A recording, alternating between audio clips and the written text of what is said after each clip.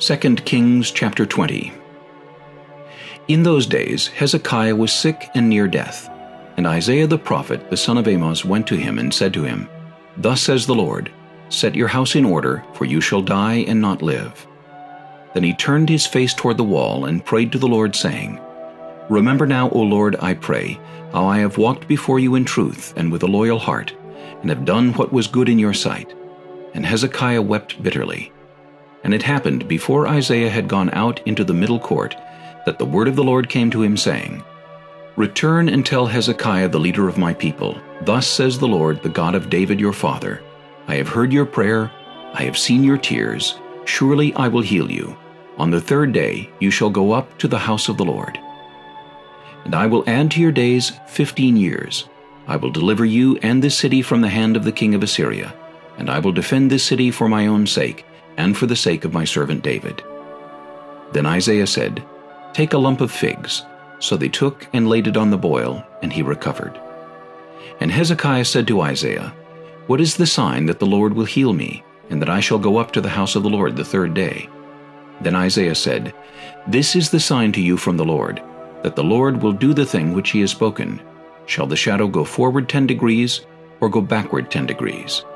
And Hezekiah answered, It is an easy thing for the shadow to go down 10 degrees. No, but let the shadow go backward 10 degrees. So Isaiah the prophet cried out to the Lord, and he brought the shadow 10 degrees backward, by which it had gone down on the sundial of Ahaz. At that time Berodach-Baladan, the son of Baladan, king of Babylon, sent letters and a present to Hezekiah, for he heard that Hezekiah had been sick. And Hezekiah was attentive to them, and showed them all the house of his treasures, the silver and gold, the spices and precious ointment, and all his armory, all that was found among his treasures. There was nothing in his house or in all his dominion that Hezekiah did not show them. Then Isaiah the prophet went to King Hezekiah and said to him, What did these men say, and from where did they come to you? So Hezekiah said, They came from a far country, from Babylon. And he said, What have they seen in your house? So Hezekiah answered, They have seen all that is in my house. There is nothing among my treasures that I have not shown them. Then Isaiah said to Hezekiah, Hear the word of the Lord. Behold, the days are coming when all that is in your house and what your fathers have accumulated until this day shall be carried to Babylon. Nothing shall be left, says the Lord. And they shall take away some of your sons who will descend from you, whom you will beget, and they shall be eunuchs in the palace of the king of Babylon.